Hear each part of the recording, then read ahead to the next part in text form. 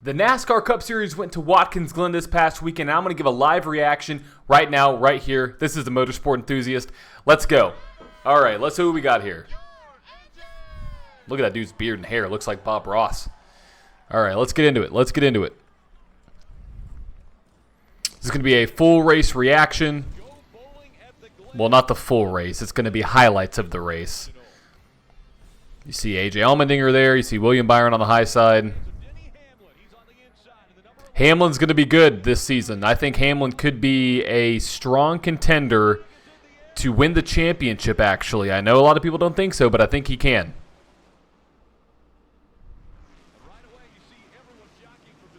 Look at that field fan out. I love that. Here comes McDowell. McDowell is going to have a strong run to the playoffs if he can pull together some progress and some momentum going into the playoffs from Daytona.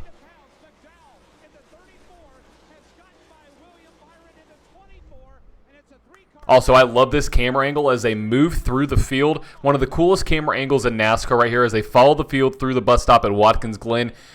Very awesome to watch. Oh, it's almost like Dale Jr. said the same exact thing that I just said. How funny is that?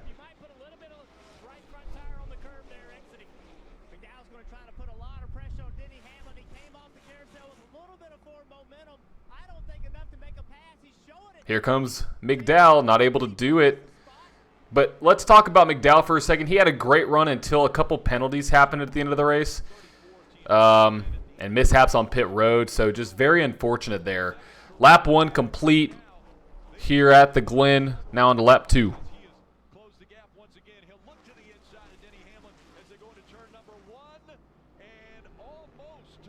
Almost there. Here we go. Last lap of stage 1.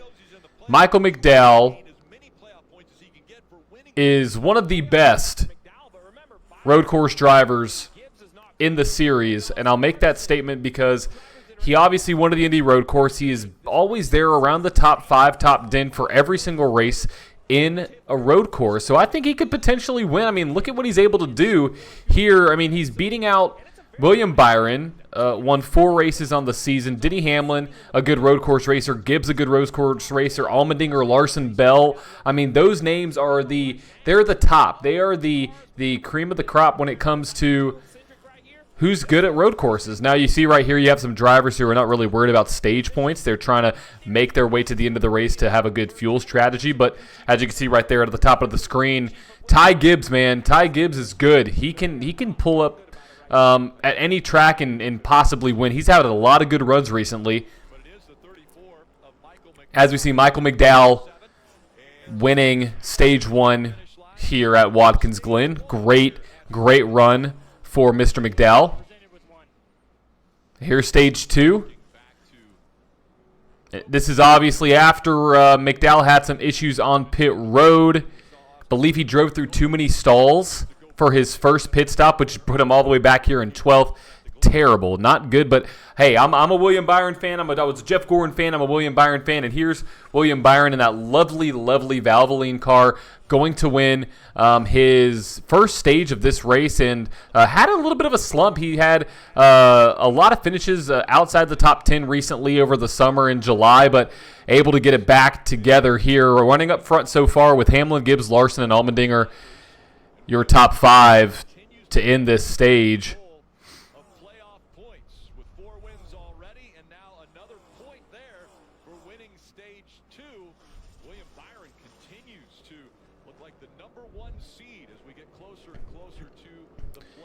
Yeah, what a run by William Byron. He is, all bias aside, he's been able to win all over the place this year, and that's going to be an important to watch. Here's 36 laps to go. And this is one of the biggest moments of the race. This is when Chase Elliott ran out of gas. And this was a complete strategy mishap by the entire Napa team, by Alan Gustafson, his crew chief. They just didn't have enough gas, and they flipped them over to the reserve, and there just wasn't enough there. This potentially cost Chase Elliott a race.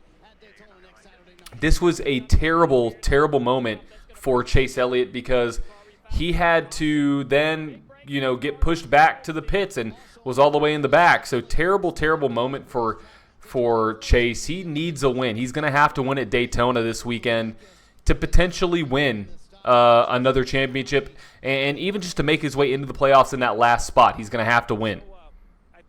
Look how sad that is. Look how sad that is. It's just terrible, guys. Terrible for Chase. Terrible for Chase. So bad.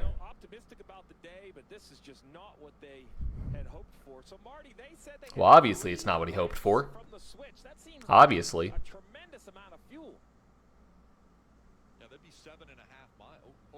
Very unfortunate for Chase Elliott running out of gas.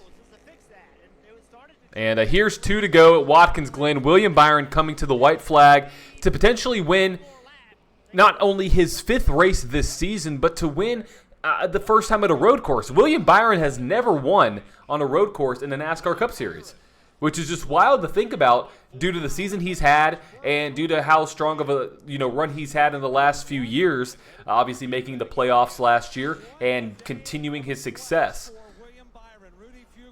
Also, this is one of the best webcams. This is one of the best cameras on the track. That one right there, I'm going to call it the Digger Cam. If you remember, if you're a NASCAR fan from the early to mid 2010s, you remember the Digger Cam. And got to bring him back. That was awesome. So, awesome bus stop shot right here with William Byron going through picture-perfect corners. Able to pull away from Denny Hamlin and Christopher Bell there in 2nd and 3rd. And from a previous video I made, if you haven't already, go check it out on my TikTok. Actually, I made a video where I put out a NASCAR filter saying, well, these are going to be the top 3 to win this weekend, or top 3 to finish. And it came out to be Byron in 1st, Bell finishing in 2nd, and Hamlin in 3rd. So basically flip-flopped for Hamlin and Bell there. But William Byron, my boy, got home another victory. That's what I'm talking about. That's how you do it. That's how you are able to win championships here. The last time the 24 won at Watkins Glen was in 2000, I believe 2001. That was the same year that Jeff Gordon won the championship. Now, let's talk about this. Let's talk about the incident between Austin Dillon and Kyle Larson. So, when you first look at it, it'll show it here in a second. It looks like Larson just drove into the corner and dumped the 3, which he did. I mean, he ultimately did. But hopefully they'll go back in this recap and show a little bit more about what happened, because it wasn't just Kyle Larson dumping Austin Dillon. You see right here, Kyle Larson all the way to the bottom side of the track. He's going to lock up the tires and just slide right into the 3, and that spins them all around. Corey LaJoie got 2 free spots.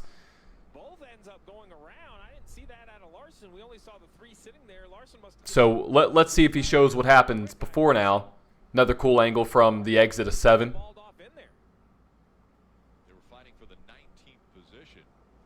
Also, battling for 19th position. Why would you do that? Well, hopefully they'll show it where the 3 got into the 5 before the 5 got back into the 3.